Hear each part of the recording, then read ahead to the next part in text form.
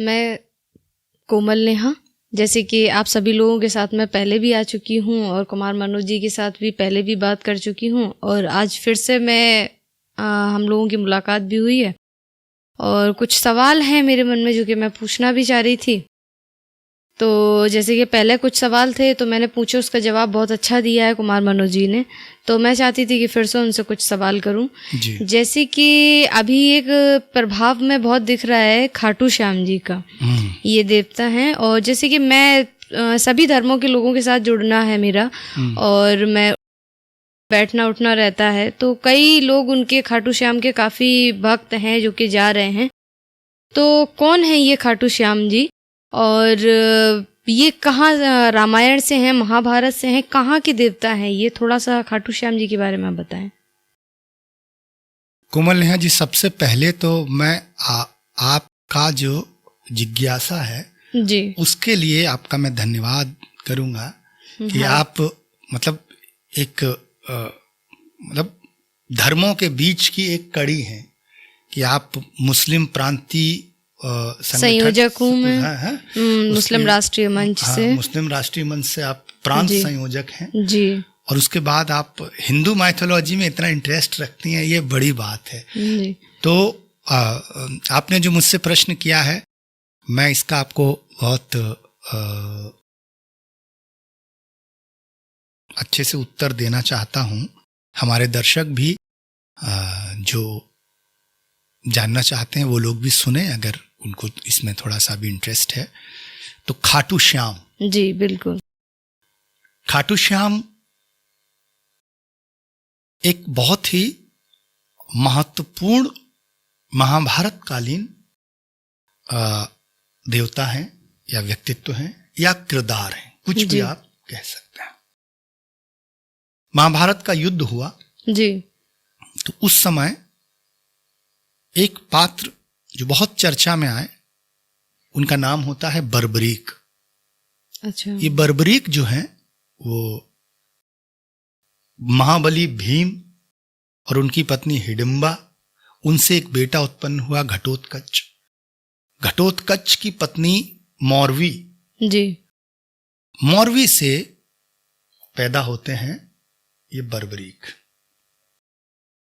तो चूंकि अब कुल भले ही राक्षस था, लेकिन हिडिंबा भी भीम से मिलकर धर्म की तरफ मुड़ गई थी, तो जो उनकी अगली संतति थी वो लगभग धार्मिक थी, लेकिन वीरता उनके खून में कूट कूट के भरी थी। जैसे घटोत्कच बहुत बड़े वीर थे, और महाभारत में अगर घटोत्कच ना होते तो घटोत्कच अगर ना रहते महाभारत में तो अर्जुन जीवित ना होते, क्योंकि जो शस्त्र कर्ण ने अर्जुन के लिए रखा था, जो नारायण अस्त्र, वो जो अस्त्र है वो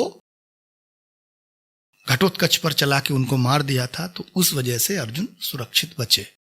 ये भी एक संभावना बन सकती थी। तो उनके पुत्र हैं बर्बरीक। अब जब युद्ध हुआ तो बर्बरीक भी तैयार हैं। भाई इतना बड़ा युद्ध, पूरे दुनिया के लगभग सारे राजा जो हैं, सारे लोग जो हैं उस युद्ध में हिस्सा ले रहे हैं, ठीक है। तो बर्बरीक की भी इच्छा हुई उस युद्ध में जाने के लिए। तो बर्बरीक ने अपने माता के चरण छुए और बोले कि मैं युद्ध में जाना चाहता हूं। तो उनकी माता ने उनको मतलब आज्ञा दी, लेकिन बचपन से उनको यह सिखाया गया था कि हमेशा कमजोर का साथ दो, जो हारता हुआ दिखे, जो कमजोर दिखे उसका साथ दो।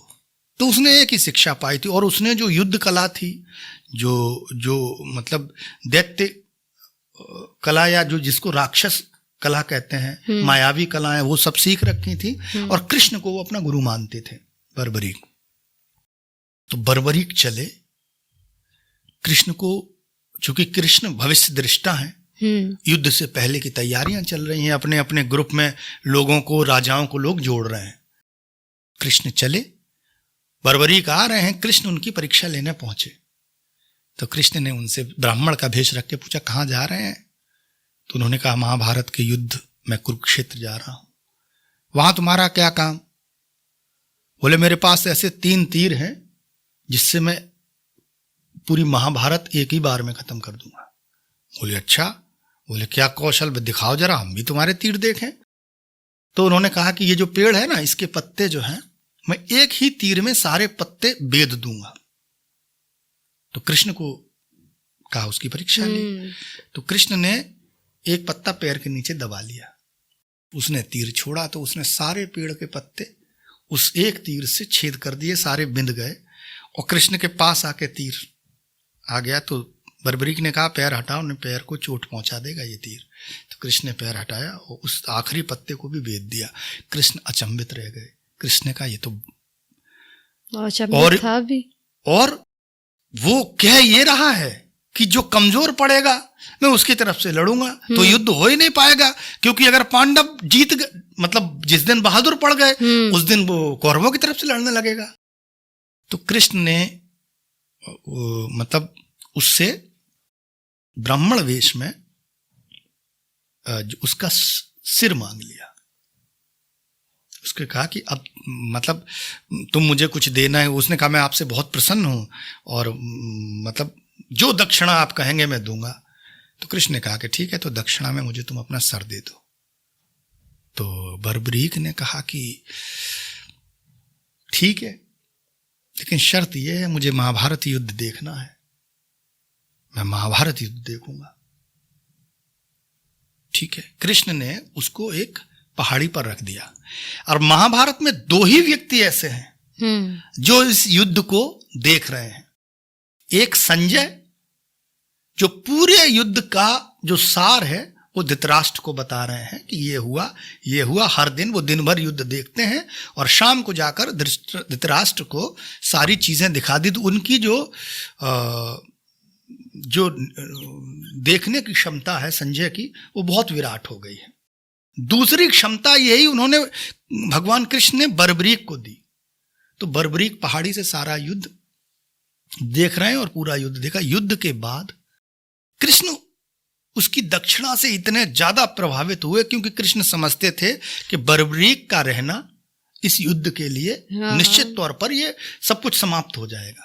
तो उन्होंने कृष्ण ने उनसे कहा तुम वरदान मांगो। तो उसने कहा कि हम तो कृष्ण भक्त हैं और हमें तो कृष्ण का प्रेम मिले। तो उन्होंने कहा कि तुम जो है आने वाले समय में मेरे नाम से ही जाने जाओगे। तो जब युद्ध के बाद कृष्ण लौटे हैं तो कृष्ण ने जिस जगह उनके सर का अंतिम संस्कार किया है, उस जगह का नाम राजस्थान में सीकर जिला पड़ता है। सीकर जिले से 43 किलोमीटर दूर एक जगह है, खाटू गांव है। खाटू तो उस गांव का नाम है और श्याम कृष्ण का नाम है। तो खाटू श्याम जो है इस वजह से उस जगह का नाम पड़ा है। और कहते हैं कि खाटू श्याम जो भी जाता है, अगर पूरे मन से वहां पर कुछ मांगे तो उसकी इच्छा पूरी होती है। इसलिए लोग वहां पर बहुत विश्वास करते हैं उस जगह का। और जब एक और बड़ा दिलचस्प वाकया इसमें है कि जब युद्ध खत्म हो गया तो लगातार व्यस्त रहे भगवान कृष्ण। युद्ध के बाद उन्हें बर्बरीक की याद आई तो दौड़ते हुए बर्बरीक के पास पहुंचते हैं। तो बर्बरीक से उन्होंने पूछा तुमने क्या देखा इस 18 दिन के युद्ध में, तुमने क्या देखा? तो बर्बरीक ने कहा कि मैंने सिर्फ कृष्ण देखे। जो लड़ रहा है वो भी कृष्ण, जो मर गया वो भी कृष्ण। पूरे युद्ध में मुझे केवल कृष्ण ही दिखाई दिए।